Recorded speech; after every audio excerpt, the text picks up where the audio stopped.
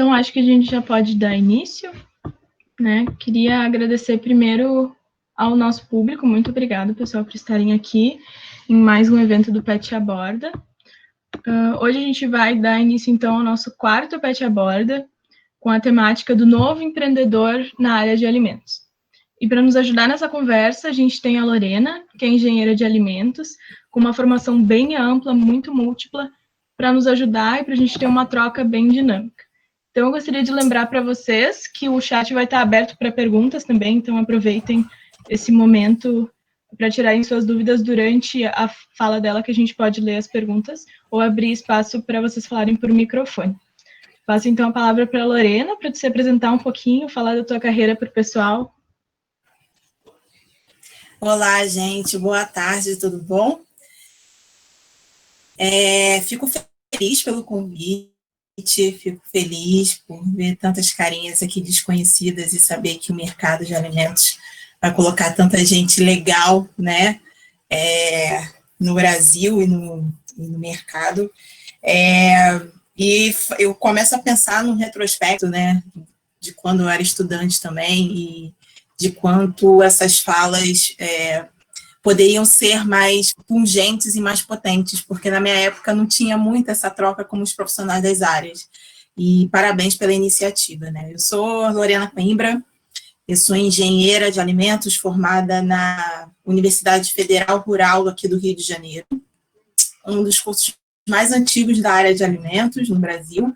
Acredito que o curso deve estar indo já para 30 anos da sua existência, e é uma faculdade muito acolhedora e muito potente, porque ali a faculdade rural Rio ela é separada do centro, então as pessoas precisam ser parceiras, começar a formar redes para conseguir terminar o curso, fazer os trabalhos e participar dos projetos. Eu me formei em 2013, tive uma passagem por grandes empresas, eu estagiei na Nestlé Sorvetes na época. Eu era estagiária de higiene e cuidava da parte de segurança de alimentos, então eu estava terminando a faculdade ainda e já estava participando de tutorias de sistema de gestão integrado dentro de uma grande empresa. Então a Nestlé foi uma grande escola para mim, uma escola de gestão, uma escola de conhecimento múltiplo, para eu entender um pouco o que trabalhar, né, dentro de processos, né? Foi a primeira vez que eu vi processos e processos muito robustos.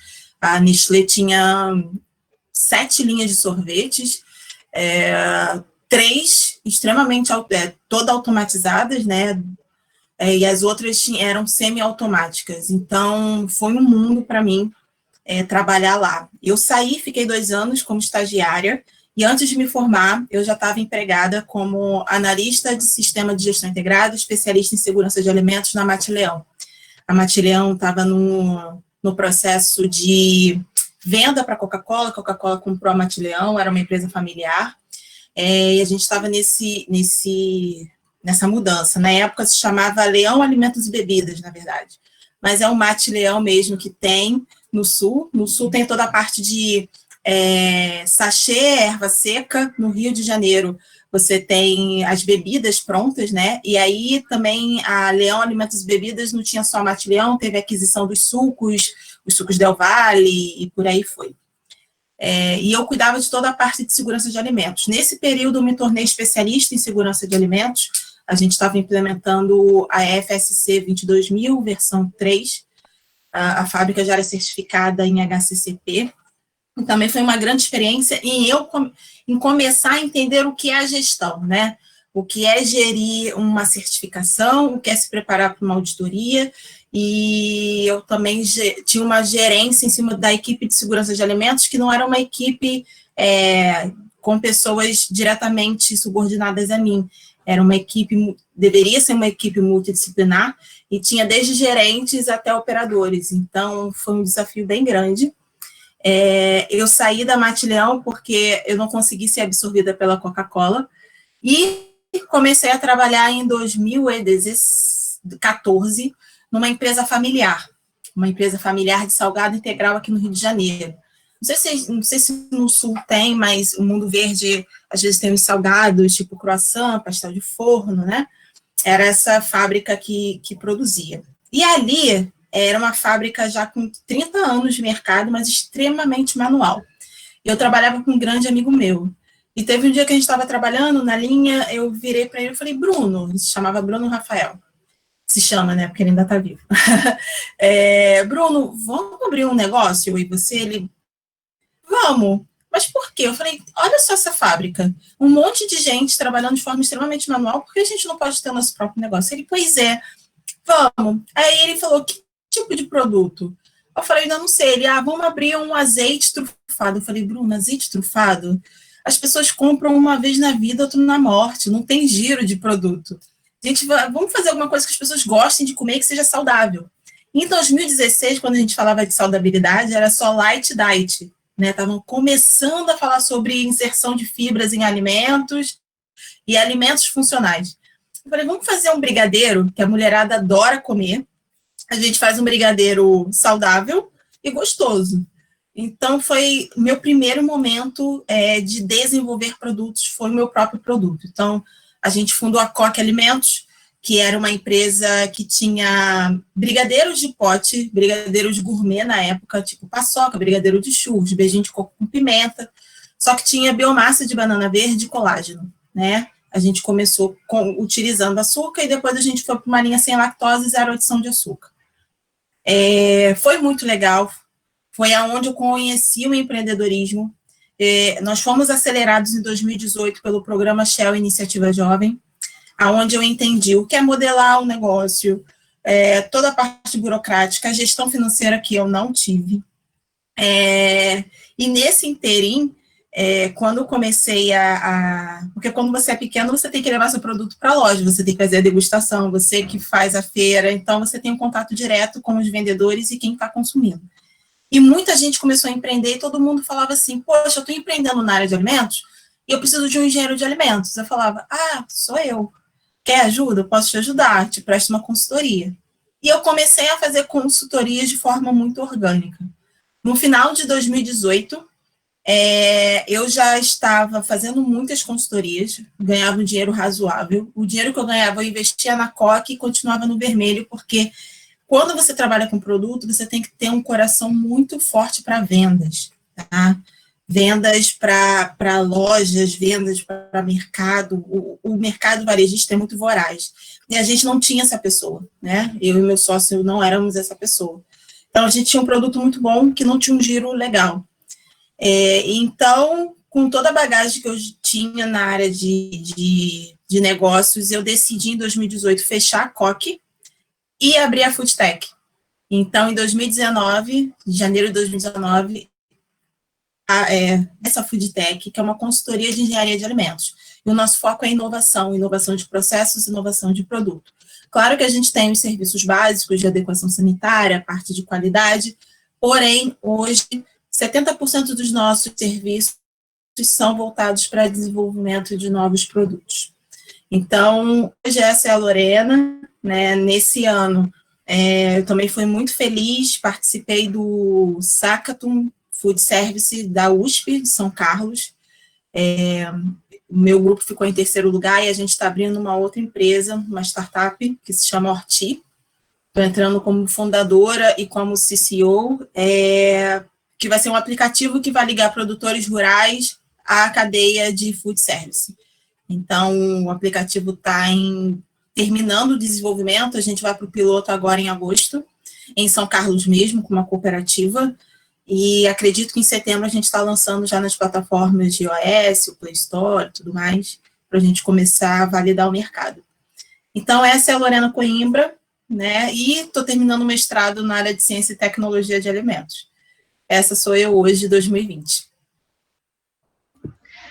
Lorena, eu acho que para a gente iniciar essa conversa sobre empreendedorismo, uma dúvida que eu queria trazer para ti é como que foi essa motivação inicial?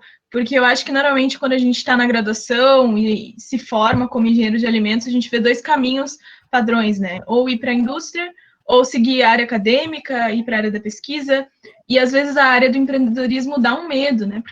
que é nova, tem muitos desafios, e qual foi essa motivação inicial que te fez seguir, fez com que tu e os teus sócios tivessem gana de seguir em frente, né? E depois na Foodtech, que de novo tu inicia uma empresa do zero, como que foi esse processo para ti? Beatriz, é perfil, né? Hoje em dia a gente precisa saber no que a gente é bom e o que a gente não é bom a gente precisa desenvolver. Hoje os recursos humanos diz que só existe uma coisa que não pode ser ensinado, que é caráter para as pessoas, o restante pode ser aprendido. Então as pessoas, quando vão contratar, né, os profissionais veem muito mais o perfil da pessoa, a forma como ela atua e o caráter dela, porque os outros pontos podem ser desenvolvidos. Então, o meu perfil é um perfil empreendedor. Lá na Rural, se você perguntar aos meus professores antigos, todo mundo me conhecia como a engenheira atriz, porque eu sou atriz por trabalho colocado eu esqueci até a palavra, tanto tempo que eu não atuo, mas colocado em cartaz, né? Fiz teatro desde os meus 13 anos, e fiz peça, fiz um monte de coisa, então eu sempre fui essa pessoa que era da área exatas, estudava engenharia de alimentos, um curso extremamente pesado, a gente sabe que e fazia teatro. E eu tive que deixar o teatro de lado porque eu optei pela engenharia. Então, eu já tinha esse perfil diferente. E eu lembro que eu sempre falava para os meus pais e para os meus amigos que eu ia abrir uma consultoria, porque eu não queria trabalhar para as outras pessoas. Meu primeiro empreendimento não foi uma consultoria, mas hoje eu tenho. E esses dias eu estava pensando, eu falei, gente, eu falei que ia ter uma consultoria e hoje eu tenho. Então, é muito louco como o poder e a forma que você se conhece dita o que você vai ser, né? Eu passei por... Claro que eu não tinha essa segurança e esse olhar que eu tenho hoje. Hoje eu tenho 32 anos. Quando eu me formei, eu tinha 24, então você tem quase aí 10 anos de construção e conhecimento.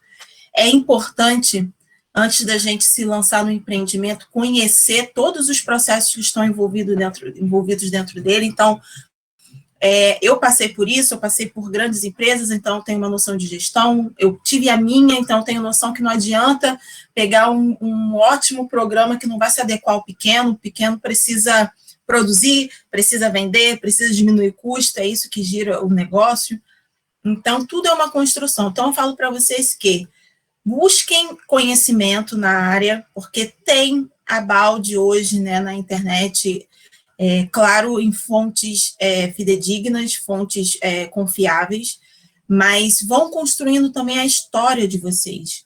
A Lorena tem uma história que não vai se aplicar a nenhum de vocês e nem a Beatriz. Então, quem é a Beatriz hoje, sabe? E quem eu quero ser daqui a 10 anos. Então, eu acho que pensar dessa forma e ir construindo. Porque eu também acredito na atração das coisas, sabe? A gente move energia, a gente move tudo que está à nossa volta. Então, se a gente pensa dessa forma, a gente vai buscar coisas nesse sentido e as coisas vão aparecer. Então, eu acho que é muito perfil, Beatriz, e o engenheiro de alimentos é muito engessado, né? Quando a gente fala de empreendedor na área de alimentos, a gente não fala de pessoas técnicas empreendendo. Quando você vê uma pessoa técnica empreendendo em alimentos, está empreendendo numa consultoria, mas muitas vezes as consultorias são voltadas para a qualidade, né? Não são muito para a inovação. Então, o que falta, na realidade, é a gente se desamarrar da academia. A academia é extremamente importante, mas o Brasil não sabe utilizar a academia da forma correta. Lá fora, as faculdades estão abertas para as grandes empresas. Quem faz um pouquinho muito isso aqui no Rio é o FRJ, mas mesmo assim tem um pouco da raiz amarrada, né?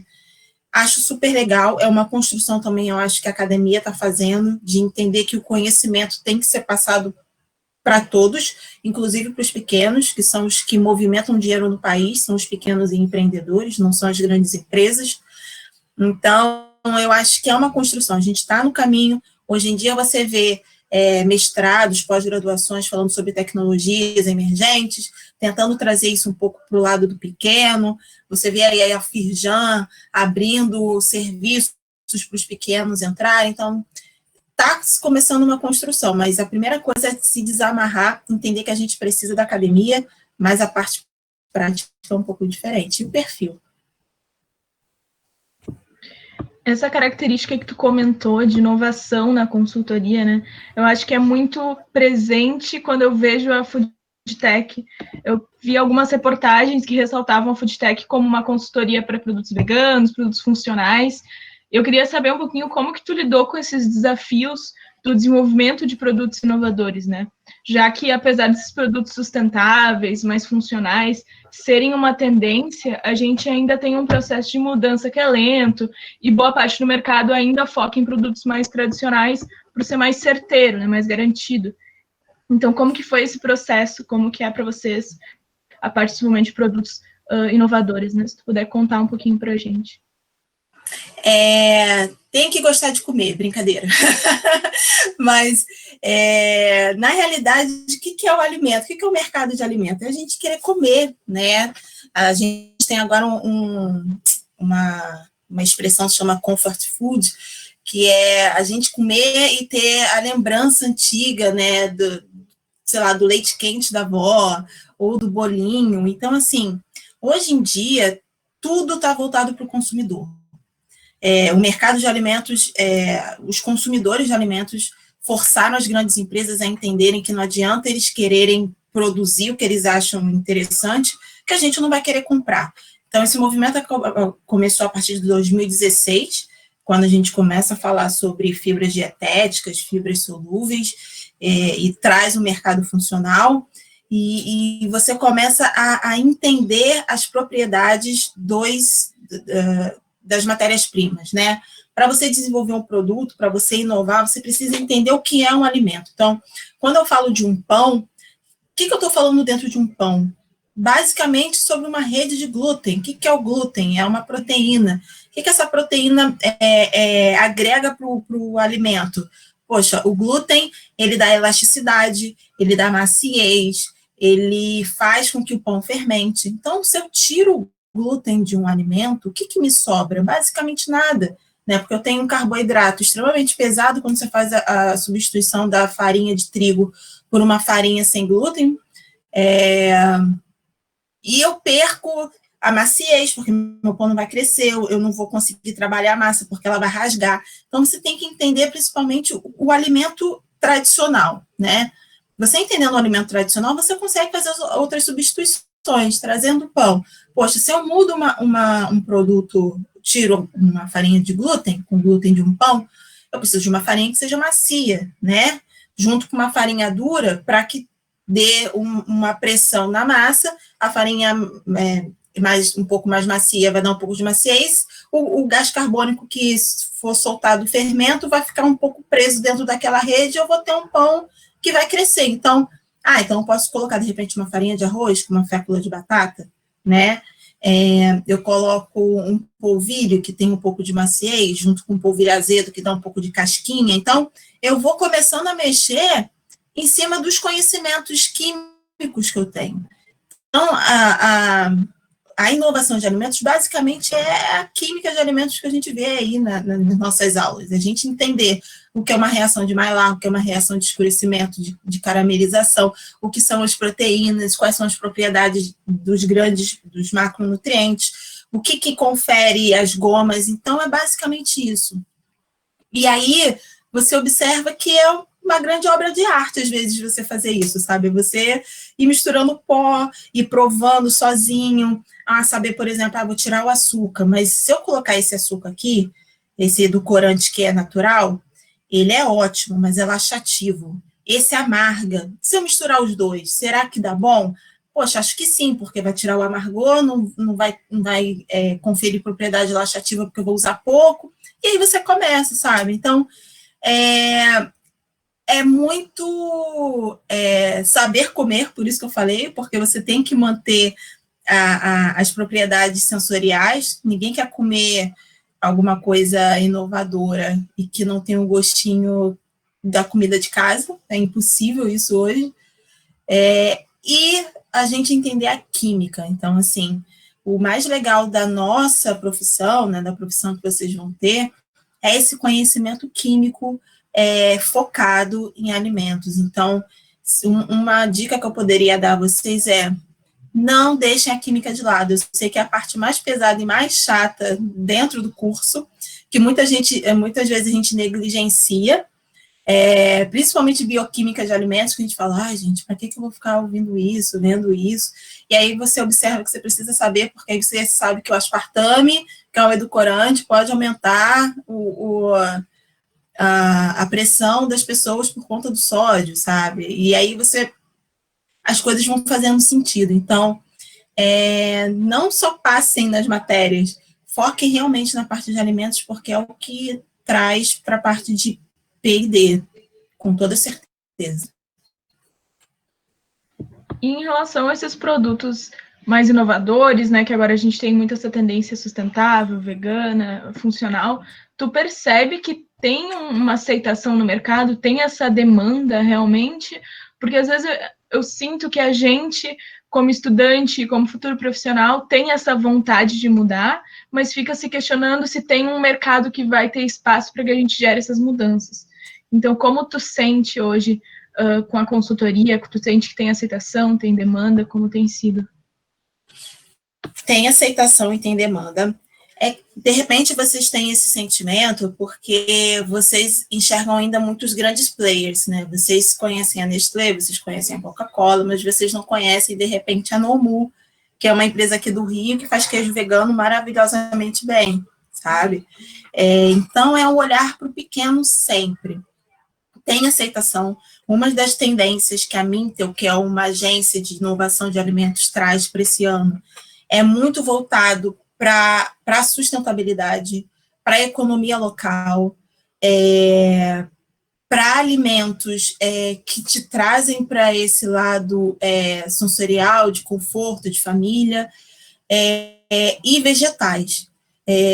Eu trago até um dado para vocês, eu não sou vegana nem vegetariana, mas eu gosto muito dos produtos veganos, pensando muito também na questão da alimentação, né? A FAO diz que em 2050 nós vamos ter que alimentar 9 bilhões de pessoas no mundo. É muita gente. Então, quando a gente fala de alimentação à base de plantas, quando a gente fala de agriculturas verticais, não é uma questão só de novas tendências ou talvez de aceitação do mercado. A gente precisa implantar isso, porque senão a gente não vai ter como alimentar tanta gente no mundo. E isso é real, tá?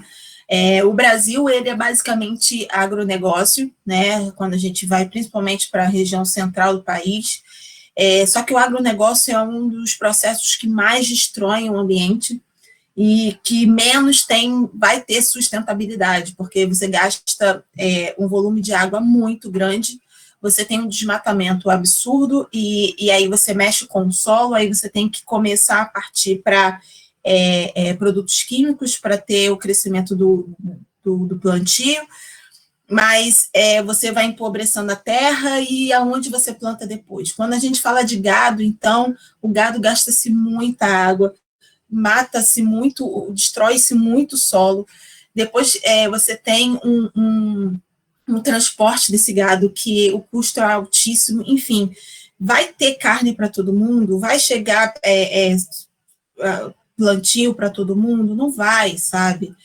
A gente hoje nasce mais do que se morre, e isso é ótimo. Porém, como é que a gente vai alimentar essas pessoas? Então, a gente realmente precisa olhar para os alimentos de base vegetal pensando nisso, porque é muito mais fácil você plantar do que você criar um gado. Então, quando a gente fala de hambúrgueres vegetais, a gente tem um Futuro Burger aí que está extremamente bombando no mercado. Eles trouxeram a parte sensorial do hambúrguer, você come um hambúrguer e é muito similar ao hambúrguer cárneo, porém você também tem outros hambúrgueres à base de feijão fradinho, feijão vermelho, de proteína de ervilha, que também, se for gostoso, eu acho que é super válido para começar a disseminar e a gente começar a acostumar o nosso paladar com esse tipo de novas proteínas, para que o futuro seja basicamente esse, a gente consiga alimentar todo mundo, sabe? Então, na Food Tech, a gente pensa muito nesse sentido, a gente não pensa na inovação só por uma questão de saudabilidade, mas muito também como sustentabilidade e pensando que a gente tem que alimentar pessoas. E até porque esse é o nosso código de ética, né? O engenheiro de alimentos, ele a gente é formado para alimentar pessoas. Então, acho que a gente tem que pensar em todos esses novos processos, esses novos produtos, pensando no que a FAO está dizendo, porque a gente já está começando a passar por isso, a gente só não está vendo. Acho muito legal esse posicionamento enquanto profissional, né, que parte de um olhar técnico também, que às vezes a gente tem uma visão mais do vegetarianismo, do veganismo como posições mais pessoais, né, de ideologia pessoal, e é importante que a gente consiga ter essa visão mais ampla. Mas agora eu queria partir para um assunto que eu acho muito interessante, que é a pluralidade da tua atuação profissional, que é uma tendência muito forte, né? No mercado é que a gente precise de um profissional que tenha ampla formação e principalmente que consiga enxergar a inserção da tecnologia nesse mercado. E eu vejo que a tua participação, por exemplo, no desenvolvimento de um aplicativo do Horti, nessa nova startup que tu comentou inicialmente, é muito interessante e muito nova, porque normalmente a gente não enxerga um engenheiro de alimentos, por exemplo, no desenvolvimento de um aplicativo. Se tu pudesse nos contar um pouquinho como que iniciou isso, como que a gente pode ter esse olhar para a tecnologia como parte também da nossa formação e possível caminho a se seguir. Legal. Vocês estão passando, né, nós estamos passando por uma nova revolução industrial, né? Quando a gente fala de indústria 4.0, qualidade 4.0, nada mais é do que a inserção das tendências digitais nos novos processos. Então, vocês vão ouvir falar muito sobre blockchain, já imagino que já estejam falando, né, sobre inteligência artificial, a gente já tem algumas coisas, alguns produtos, a Notco, se eu não me engano, ela diz que os produtos são desenvolvidos a partir de inteligência artificial, né? Então, a gente vai começar a ver isso, porque, na realidade, desenvolver um produto são algoritmos na nossa cabeça, realmente é só reproduzir isso para a máquina. E a gente precisa estar atento às tecnologias e como elas podem nos auxiliar. A Horti, ela nasceu dentro do Sanca, né? E foi muito pensando em como minimizar as perdas agora na pandemia para os produtores rurais. A gente geralmente não olha para esse lado do produtor, né? Mas se a gente parar para olhar, basicamente quem abastece as nossas cidades, basicamente a gente come basicamente de pequenos produtores, né? Eu falo porque eu moro perto do CEASA, que é o centro de distribuição aqui do Rio de Janeiro, e é muita gente, é muita coisa e é muita perda. Então, eu estar dentro desse aplicativo também é uma questão muito voltada da minha missão enquanto profissional para a diminuição dessas perdas. Se a gente fala aí que o produtor perde, de repente, nesse seu processo 30%, é muita coisa, e ele ganha muito pouco, porque tem vários entraves, tem várias pessoas por onde passa esse produto até chegar no mercado ou no restaurante. Temos falando aí de 3 ou 4 pessoas por onde esse produto passa, então a margem dele é super apertada. Se você vê um caqui a 3, 4 reais, você comprando, o produtor vendeu, sei lá, a 60 centavos, 80 centavos, e ele ganha muito pouquinho. Então, é basicamente o que a gente precisa dos nossos processos industriais, que são os alimentos, né, que são os produtos hortifrutigranjeiros. Então, estar dentro da Horti me abriu muito o olho para o lado digital. É uma parte que eu não conheço, mas eu conheço muita parte de modelagem. Então, a gente precisa, independente de qual seja o produto e do que a gente esteja construindo, processando, a gente precisa entender para quem ele serve. Então, quando a Notco faz uma inteligência artificial para desenvolver produto, no que ela está pensando? Né? Ela está pensando, de repente, que a máquina vai conseguir chegar o mais próximo possível de um produto que o consumidor dela deseja? Né? Quando eu planejo a Horti, o aplicativo, o que eu estou pensando? Eu estou pensando no meu produtor, que perde muito dinheiro e perde muito produto. Como é que eu faço para minimizar isso? E aí você começa a criar ferramentas. E se a gente não olhar para o digital, a gente vai estar fadado ao fracasso, porque A gente não vive sem um celular na mão, a gente não vive sem uma rede social hoje, pelo menos aqui um de vocês tem 2 ou 3 redes sociais que vocês são extremamente ativos. E se você começa a ver quanto tempo você perde numa rede social, às vezes são quase 2, 3 horas do seu dia. Multiplica isso pelo mês. Quanto tempo você passa dentro de uma rede social? Então, a gente precisa olhar as conexões, a gente precisa olhar as ferramentas que nós temos, que a gente tem muita ferramenta na mão. Eu sempre trago uma frase que meu pai falava, que a nossa geração é muito privilegiada, mas a gente não sabe usar as informações que nós temos. Na época dele, para ele ter uma informação, às vezes demorava 2, 3 dias, porque era pelo rádio, era pelo telefone, ou era pelo vizinho, né? Quando o presidente morreu, ele só foi saber alguns dias depois. Aconteceu alguma coisa na Coreia do Sul, a gente já sabe? Dentro de 2 minutos, 1 minuto. Então, o que a gente faz com essas informações? A gente é bombardeado todos os dias por um monte de coisa, só que a gente não filtra as coisas, sabe? Às vezes vocês têm na mão soluções que podem ajudar outras empresas ou outros empreendimentos, só que vocês ainda não conseguiram absorver, vocês ainda não conseguiram lapidar para chegar nele. Então, o digital basicamente é isso. E cada dia mais a gente vai ouvir falar sobre isso. Em auditorias, agora existe uma nova certificação, que é a certificação de Sistema de Gestão da Inovação. Eu esqueci o número dela, mas é ISO 56000. Depois eu passo para a Beatriz, para passar para vocês. Justamente para orientar a forma de inovar, né, dentro das empresas. E é muita coisa. Se a gente for começar a falar sobre qualidade, indústria 4.0, a gente vai aqui pela tarde toda. Mas eu não sei se eu consegui te responder, mas é desafiador, porque o produto sai da nossa mão, sai da mão do engenheiro e vai para a mão de desenvolvedores, né? Mas a alma, o porquê do negócio, a gente consegue direcionar. Então, o engenheiro de alimentos precisa estar dentro dessas empresas, tá? Nunca sair só porque a gente ainda não tem esse conhecimento. A gente só precisa entender de uma outra forma. A gente tem uma pergunta no chat, então eu vou ler ela para ti para que a gente possa responder durante. Oi, Lorena. Gostaria de saber quais são os maiores desafios que você está enfrentando na área de consultoria neste momento da pandemia. Uma pergunta da Lise. Oi, Lise. Se reinventar, eu acho que, como todo mundo, né? Eu nunca fui do digital, mesmo para vocês entenderem, né? Quando eu comecei no Instagram, eu entendi que eu precisava bombar de alguma forma para que a minha consultoria tivesse relevância, né? Porque quando você tem uma consultoria, você precisa ter networking. E eu comecei na consultoria sem networking nenhum.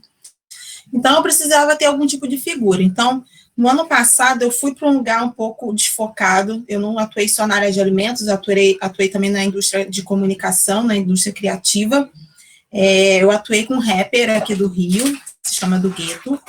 Ele cantou no Rock in Rio, fez apresentação para o Multishow, para eu entender um pouco como é que é essa parte de comunicação.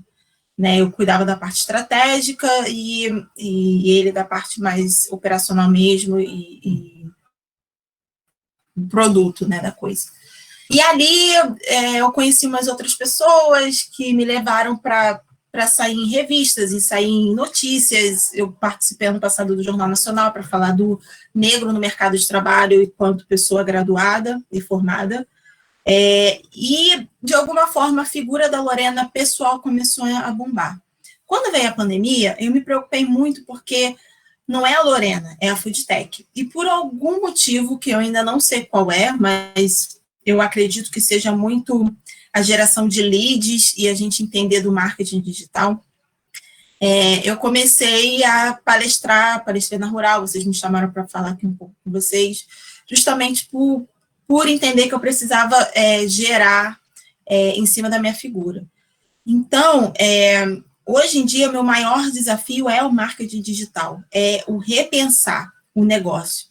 É diferente quando você pensa para um cliente, né? Porque você sempre está vendo o processo do cliente de longe. Quando é com você, você tem que sair da operação, da loucura de ter que vender, ter que fazer, ter que entregar o serviço, para entender o que eu faço, né? Então, cair para dentro, nos primeiros meses da pandemia, o faturamento da Foodtech foi quase zero, e eu falei, cara, eu preciso continuar me movimentando, independente se tem serviço ou não, para que, quando as coisas voltem, eu seja uma pessoa que as empresas queiram contratar. E é isso que eu estou fazendo. Então, hoje, eu me coloco sempre a dividir um pouco do meu conhecimento, um pouco da minha trajetória, que eu não acho que é isso tudo, ainda muito pequena, com outras pessoas. Tenho caído muito para cima da geração de conteúdo, então hoje a Foodtech também é um canal onde as pessoas bebem, entendem sobre, querem entender um pouco sobre a área de engenharia de alimentos. Eu coloquei como missão para mim democratizar a engenharia de alimentos. Todo mundo acha que o engenheiro de alimentos é um monstro que vai colocar um veneno no alimento para consumir, e eu estou tentando levar, eu acho que eu estou conseguindo entender que não é isso, pelo contrário, a gente é detentor de processos e através da gente que a gente consegue melhorar os produtos. E também estou tentando atrair as pessoas técnicas. Então, hoje a Foodtech tem um grupo dentro do Facebook com quase 120 profissionais de alimentos. Fico muito feliz porque as pessoas reconheceram de alguma forma que ali pode ser um local de fomento da área de alimentos. E a gente também vai colocar alguns cursos na rua, então, bem provável que vocês escutem agora em agosto, setembro, a gente coloque alguns cursos justamente para começar a difundir. Então, se reorganizar, sabe? Esse período, eu acredito que foi muito difícil para todo mundo, mas é um período que a gente vai sair muito mais forte se a gente entender o recado dessa pandemia. Então, acho que é isso. A gente tem uma pergunta da Bianca. Lorena, pera, subir aqui. Queria saber como é o teu trabalho dentro da consultoria, falando mais do que tu faz mesmo. Eu sou hoje a especialista em desenvolvimento de produtos e processos. Eu tenho mais 2 pessoas que trabalham comigo conforme os projetos e a alocação. Uma é uma nutricionista de produção, especializada em segurança de alimentos, que é a Ana Carolina. Então, quando os projetos são mais voltados para a qualidade e adequações sanitárias, eu aloco ela. Eu tenho um outro engenheiro de alimentos, que é mais voltado para a academia, que é o Rafael, que quando os projetos são um pouco mais robustos e maiores, voltados para projeções de maquinário, cálculo de novos processos, eu trago ele, e hoje a gente consegue trabalhar com essa equipe enxuta, sabe? Mas espero que eu tenha mais pessoas mais para frente. Muito legal. A pergunta da Cris é, Lorena, o que você nos diz sobre a sua formação complementar que foi realmente imprescindível para a construção da tua carreira? Foi o que você falou, foi imprescindível. Eu gosto muito de projetos, isso também eu acho que é uma característica importante. Eu não sou muito de rotina. Estar dentro de uma fábrica, para mim, sempre foi muito penoso, porque eram sempre aqueles controles, sempre as mesmas reuniões, às vezes tem uns projetos, como eu nunca atuei em inovação dentro das empresas que eu trabalhei, era sempre muito pesada a rotina, então eu nunca gostei. Antes de eu fazer o mestrado, eu tinha iniciado uma MBA em gerenciamento de projetos que eu não terminei, mas justamente para eu ter o know-how para fazer a gestão de um projeto. Então, eu gosto da parte de negócios, porque o negócio, quando você começa a modelar, quando você começa a pensar, ele tem início, meio e fim.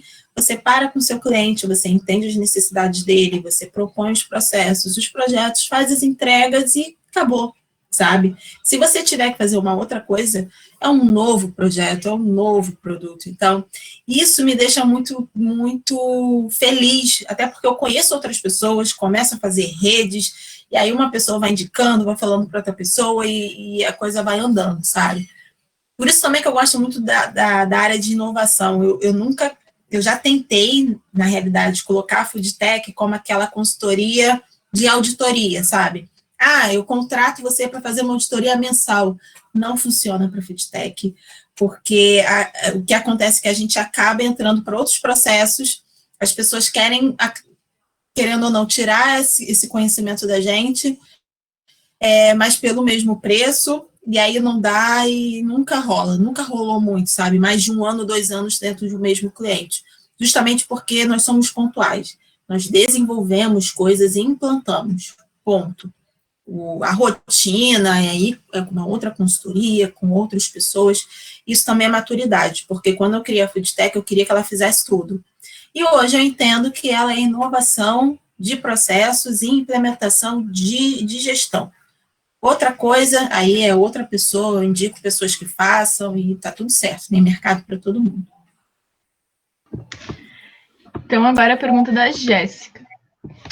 Nós lemos que cada dia mais os consumidores procuram alimentos saudáveis, mas você acha que isso reflete hoje no mercado? Ou esses produtos ainda são para consumidores específicos e não para a totalidade ou a grande maioria dos consumidores?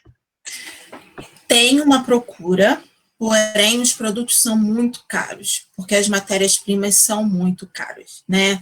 Quando a gente fala de produtos funcionais, saudabilidade, basicamente os consumidores são da classe B, A e B, né? A classe C ainda não está muito preocupada com isso, até porque as grandes empresas impõem a elas esses produtos. O que é isso, Lorena? A gente teve ali na década de 90, 80, uma subnutrição da população, as pessoas estavam morrendo de fome, então a gente precisou alimentar as pessoas. Então, a gente teve aí um boom de produtos extremamente gordurosos, muito proteicos ou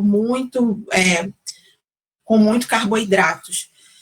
Só que aí a população começou a ter um tipo de conhecimento e falou, não, chega, eu também não quero só isso, eu quero produtos mais saudáveis. Foi quando veio a onda aí de 2015 dos produtos funcionais. Só que isso está na mão de quem tem conhecimento. O público C, o público do subúrbio, da periferia, ainda não tem esse conhecimento, porque para eles, e a Coca-Cola mostra isso, a Coca-Cola é muito legal, nada contra a marca, mas estou falando em relação à saudabilidade, né? Ainda uma carne vermelha, o churrasco, tem aquela memória afetiva da família, então, assim, ainda é muito difícil você mostrar para eles que um alimento sem açúcar ou com baixo carboidrato vai ser um alimento gostoso, até porque ele não tem uma memória muito legal em relação a isso, porque os primeiros produtos realmente eram bem ruins a nível sensorial. Então, na realidade, a gente precisa levar conhecimento para todos, né? E aí são todos mesmo, não é selecionar para quem a gente entrega os conteúdos, para que as pessoas tenham a opção de escolher, porque hoje a população, a classe C, não tem opção de escolha na alimentação. Eles ganham pouco, precisam consumir o que tem, que podem pagar, né, dentro da cesta básica, do valor da cesta básica que o governo entrega, e é isso que eles têm para comer, sabe? Então, a gente não tem a difusão total dos alimentos saudáveis, muito por uma questão política, né, por uma questão de poder aquisitivo, que a gente sabe que a maior parte da nossa população é classe C. Então, isso também são discussões bem complexas que a gente precisa ter dentro do nosso âmbito de trabalho, sabe? A gente quer que todo mundo tenha? Isso também é uma pergunta. Acesso a produtos saudáveis? Se sim, então vamos começar a trabalhar, porque a gente ainda não está olhando para a totalidade da população referente a isso. A pergunta da Eduarda foi quem e quais empresas... Opa, subiu aqui, perdão. Quem e quais empresas são uma inspiração para ti na área de alimentos? Pessoas que tu admira pelo trabalho, empresas de inovação com os próprios trabalhadores. Gente, olha, vou falar que há muito tempo que eu não penso sobre isso. Mas eu tenho, assim, exemplos próximos de mim, que eu acho muito legal. Eu gosto muito dos produtos da Nomu, que eu já falei aqui, que é uma marca de queijos veganos. Eles são considerados uma food tech, eles usam tecnologia para produção de alimentos. Todos os produtos deles são à base de castanha de caju e os queijos são maravilhosos, sabe?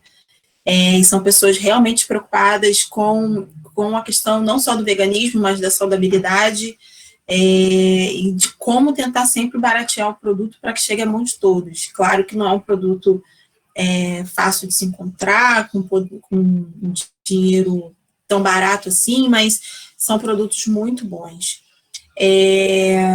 Deixa eu ver um outro. Que pergunta, gente, que eu não lembro. Que péssimo isso. Eu sou péssima de memória, viu, gente? Não liguem. Eu estou esquecendo as coisas absurdamente. Mas, olha, vamos para a próxima pergunta, que eu vou lembrando, eu vou falando, mas agora não estou lembrando. Pode deixar. A próxima pergunta é da Júlia. Gostaria de saber como você vê a inserção de um profissional novo no ramo da consultoria por meio de empresas que já são conhecidas no ramo. Por exemplo, fazer estágios ou trabalhar como assistente técnico nessas empresas. Você acha que essas empresas são abertas a essas propostas?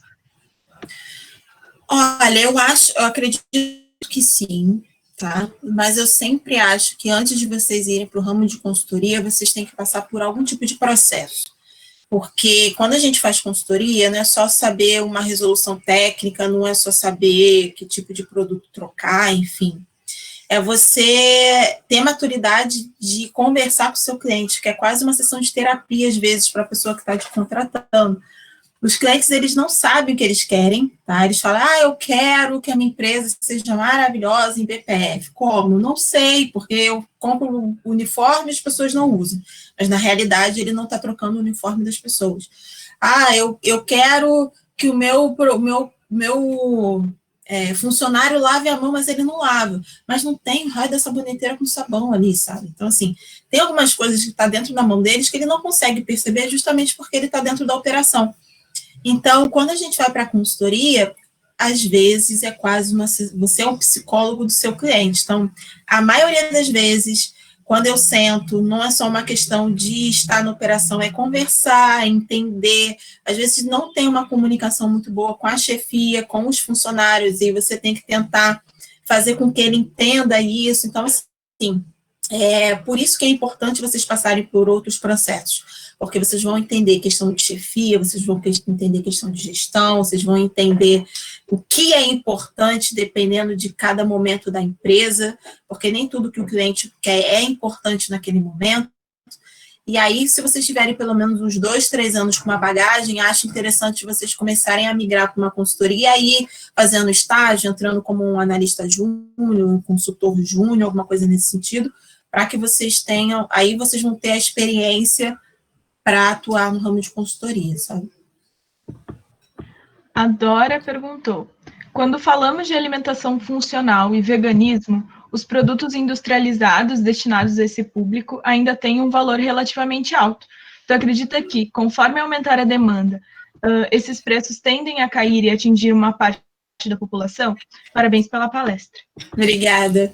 Tem sim, e já está acontecendo. Quando eu comecei a fazer meu produto, isso em 2016, eu usava xilitol como adoçante, edulcorante. Eu comprava o xilitol a R$50 o quilo, né? Hoje ele já está a R$30 o quilo, porque o xilitol hoje já está aumentando a sua difusão. Ainda é muito caro se você compara ao preço do açúcar, né? Que você compra R$2, R$3 o quilo do açúcar.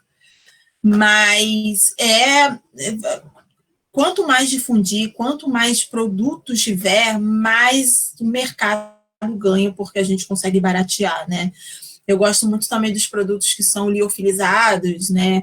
E quando você falava de liofilização de vegetal, era caríssimo. Hoje em dia você já consegue buscar um chip, sei lá, de abacaxi, você fala, poxa, não está tão caro. Então, quanto mais no mercado tiver, realmente mais barato a gente vai conseguir comprar os insumos. A Ariane perguntou: qual a importância do marketing social para o novo empreendedor? Você pode dar um exemplo de alguma empresa pequena que aplica esse tipo de marketing?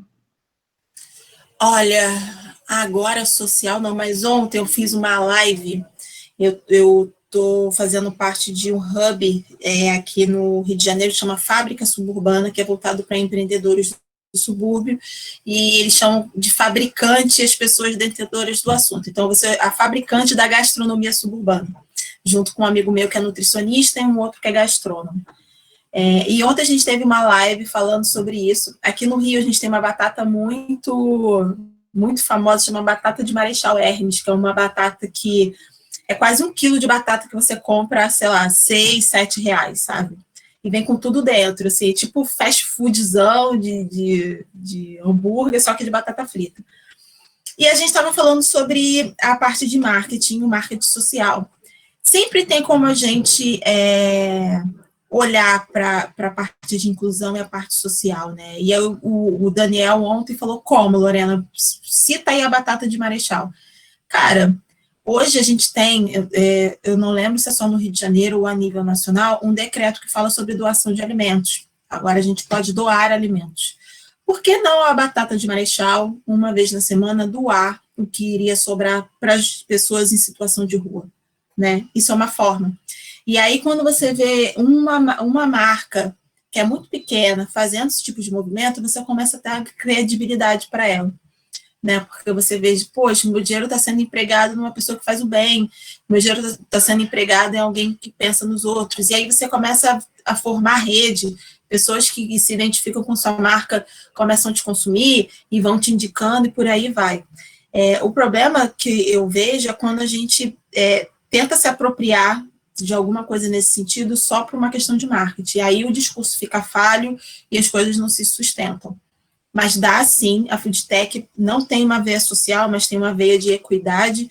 Eu sou uma mulher preta e a gente vai ter um webinar que a gente vai falar sobre os novos processos, todos estão convidados, vou lançar essa semana, em que toda a banca vai ser preta. Então, a gente vai ter doutor, mestre, supervisores da Guaracamp, todo mundo preto, porque eu acho que as pessoas pretas podem falar sobre qualquer coisa, não só sobre racismo. Então, é uma forma também da Lorena tentar mudar a sociedade de alguma forma, sabe? Então, quando a gente fala do marketing social, do marketing de equidade, tem que estar bem pautado, pode ajudar, a gente só não pode se aproveitar dele para ter lead. E pode mandar depois para mim, quando vocês lançarem o webinar, que a gente divulga pelo PET também, para o pessoal ter acesso. Obrigada. A gente agora tem uma dúvida da Alê. Ela pediu dicas para quem quer começar no mercado, que nem você, e tem 0 conexões, por exemplo, uma pessoa estrangeira. Primeiro, façam parte de grupos. Hoje é parte de grupos, né? Mas quando eu comecei, eu ia muito a encontros de empreendedores aqui no Rio. Tinha muito café da manhã com empreendedores, onde você tomava um café e conversava com pessoas. Não pode ter vergonha, então, pessoas que vamos desenvolver toda a desinibição, né? Porque a gente precisa se vender, né? Quando a gente fala de consultoria, você está se vendendo, que é muito mais difícil do que vender um produto, né? Porque a gente não sabe falar muito bem da gente, a gente sabe falar muito bem do outro, mas da gente a gente não sabe, não. Então, façam sempre network. Então, participem de grupos, participem de fóruns, participem de webinar. Se você achar uma pessoa legal que você possa trocar, a Beatriz fez isso comigo no Instagram, me chamou, Lorena, você quer participar? Faz isso, o LinkedIn é uma ótima ferramenta para isso. Diariamente tem várias pessoas colocando coisas que possam te interessar, e ali é um local para você trocar contato, trocar telefone e fazer parte da rede do outro. Rede hoje é muito mais importante do que muita coisa, é o bem mais precioso que a gente tem, é a rede que a gente forma e as informações dos nossos clientes. Então, não tenham vergonha e participem de tudo que vocês puderem. Então, eu vou ler agora a última pergunta que a gente tem aqui no chat. Já aviso, se alguém tiver alguma dúvida, pode enviar aqui para a gente. A Alessandra disse, parabéns pela trajetória. No mundo do empreendedor, no processo de expansão, é comum surgirem demandas que entrem em conflito com a ética do engenheiro de alimentos? Um exemplo, adição de soda cáustica no leite. Sim, isso nunca aconteceu comigo, mas sim, né? Quando a gente vai para indústrias maiores, a gente fala de diminuição de custo de toda forma. A indústria de laticínios ela é muito mais complicada em relação a isso, porque você tem fraude, você tem métodos de fraudar o leite, né? Isso é absurdo, mas você tem isso. Então, quando você vai para a parte de origem animal, na realidade, é muito mais complicado, porque são insumos muito caros e há formas de você fraudar sempre.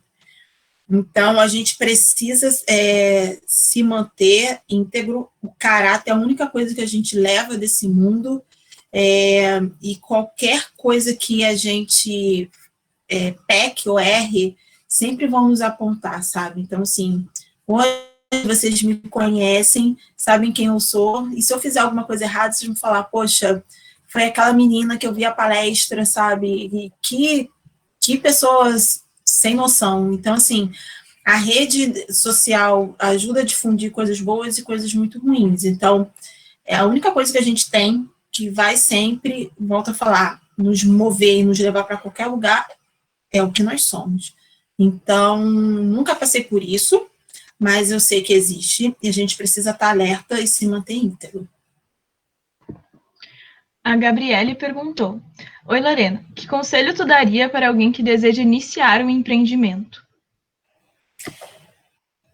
Estude e modele seu negócio antes de tudo. Eu não fiz isso, eu comecei de outra forma, mas a Foodtech eu fiz. Então, para que serve o teu negócio? É a primeira pergunta, tá? E quando eu falo para que serve, por exemplo, a Foodtech, não, é uma consultoria de engenharia de alimentos. Não, não é isso. Por exemplo, a Foodtech, ela tem como premissa levar a inovação em todos os campos onde ela atua. Então, isso já traz um valor maior do que qualquer outra consultoria que vocês conheçam. Tanto que se, por exemplo, hoje eu falar assim, alguém pedir a vocês uma indicação de uma consultoria de inovação, vocês vão indicar a Foodtech, não vão indicar uma outra consultoria. Então, para que o negócio de vocês existem? Que tipo de dor ele sana? É a primeira pergunta. E aí você começa a pensar, tá, meu negócio, por exemplo, a Coque, né, o produto que eu tinha, era levar alimentos gostosos para pessoas com alergias e intolerâncias alimentares. Beleza. Para quem? Quem é essa pessoa? Então, são homens? Não, não são homens, porque meus produtos eram doces. Basicamente, quem comprava eram mulheres. São mulheres de meia idade ou jovem mulheres que não têm como produzir seu próprio alimento, tem algum tipo de intolerância ou alergia, ou faz algum tipo de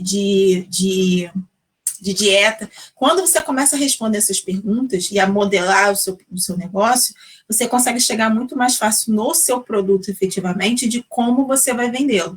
Então, procure informações sobre modelagem de negócios, gestão financeira, muito importante. Consultoria jurídica para saber como eu abro uma empresa, que tipo de categoria ela vai estar, que tipo de tributo eu tenho que pagar, qual é o menor tributo. Todo mundo acha que tem que abrir uma limitada. Não, gente. A maioria hoje dos negócios, a gente chama de KNAI, a maioria das classificações de empresas tem dentro do MEI, você paga R$55 por mês, sabe? Está legalizado, consegue emitir uma nota fiscal. Então, é importante ter noção disso. Planejamento estratégico, que é o que eu sou e para onde eu vou, sabe? Então, também tem um planejamento estratégico. E aí, desenvolver seu produto e validar ele. O que é validar, Lorena? Eu tenho um produto super bom, vou começar a comprar quilos e toneladas de insumo, várias embalagens para pôr no mercado. Não, você vai começar com uma embalagem provisória que, de repente, não é a final, o seu produto já pronto para validar, para saber se as pessoas vão querer comprar. Porque não adianta você botar seu produto na rua, fazer um investimento imenso e as pessoas não comprarem. Então, valide seu produto no mercado para depois fazer os investimentos necessários para escalar o seu negócio. A gente tem, então, a dúvida da Lê, perguntando, aproveitando a pergunta da colega, eu gostaria de saber que instituições, cursos sobre empreendedorismo tu indica. Sebrae tem muita coisa boa, eu acho que no Sul tem, né, o Sebrae, se eu não me engano. A gente tem várias aceleradoras de negócio, que se você já tiver um projeto, você consegue entrar para desenvolver seu negócio. Eu participei do programa Shell Iniciativa Jovem, mas vale vocês olharem. Tem vários editais de aceleração, quando eu falo editais, aqui é FAPERJ, né, mas de repente aí no Sul é FAP alguma coisa, em São Paulo é FAPESP, no Rio Grande do Sul eu não estou lembrando. São editais voltados para negócios, então vocês conseguem. Existem também especializações em gestão de negócios, que quem quiser ir para essa área, acho que super vale fazer uma especialização após a graduação. E eu acho que é isso. A gente não tem mais nenhuma pergunta no chat, mas se alguém quiser ainda dá tempo, pode fazer a sua pergunta. Mas, enquanto isso, eu gostaria muito de te agradecer, Lorena. A tua experiência é incrível, super vasta, tenho certeza que conseguiu agregar muito na trajetória do pessoal. Digo de uma perspectiva pessoal minha, que eu sou muito fã do seu trabalho, mas também pelo engajamento do público, eu vejo que o pessoal se interessou muito. Eu acho que é muito legal, né, como o evento online consegue trazer pessoas de tão longe, né? Tu aí do Rio, a gente aqui do Rio Grande do Sul, e a gente consegue ter essa troca muito produtiva. Então, muito obrigada pela disponibilidade. Por nada, eu agradeço muito você, Beatriz, e parabenizo muito a sua iniciativa. Não só a sua, mas de todo mundo do PET, né? Quando eu falo que a pandemia está trazendo coisas diferentes, é justamente essa rede, essa troca. Nunca que eu ia falar e conversar com vocês, porque a gente estava acostumado com as palestras presenciais. E é isso que eu falo que é pensar o fora da caixa, sabe? Se não tivesse essa força aí da natureza e do mundo para que a gente ficasse em casa, ninguém ia fazer palestras online, e aí ninguém ia ter essa troca. Então, eu já troquei com vocês, troquei com a faculdade da UFES, então tem sido muito legal, agradeço muito. Eu não sei se qual a parte do período, né, da faculdade vocês estão, mas aproveitem o finalzinho da graduação. E é isso, sabe? O que eu puder trocar, ajudar. Eu sou uma pessoa que, às vezes, de repente, eu não estou muito, né, presente para responder, mas sempre quando der eu respondo. E é isso, eu acho que faz parte da nossa missão quanto engenheiro, ajudar os nossos colegas. A gente tem mais uma dúvida no chat, se não se importar de responder. Mas a Gabriela comentou que não é da área e não faz o curso de engenharia de alimentos e gostaria de saber a diferença entre engenharia de alimentos, ciência de alimentos no desenvolvimento e inovação. Tá. A parte de engenharia de alimentos está muito voltada também para a parte de processos. O engenheiro consegue pensar de forma lógica os processos, porque a gente tem muitas matérias voltadas para física ou termodinâmica ou mecânica, onde você tem que não é só uma questão dos princípios físicos ou dos princípios mecânicos, mas também de pensar logicamente aquele problema. Por exemplo, eu tenho um fluido que tem que passar por determinada espessura. Como é que você pensa aquilo? Então, eu lembro quando a minha coordenadora de curso falou para mim, quando eu entrei, ele falou, vocês vão mudar a forma de pensar de vocês, porque a engenharia de alimentos te move a pensar de forma lógica. O cientista de alimentos não tem esse olhar lógico, ele tem um olhar muito mais focado para a química e para a ciência, mas não tão abrangente. O engenheiro consegue olhar o processo como um todo, entender as entradas, o que precisa ser feito e as saídas. O cientista não. O cientista tem muito mais know-how na parte de execução laboratorial e execução de textos e a parte parte mais científica do que o engenheiro. Nós somos mais práticos. Se eu consigo diferenciar assim um pouco melhor. Então tá, o pessoal tem agradecido bastante e elogiado muito a tua fala. Muito obrigada de novo, Lorena, pela disponibilidade.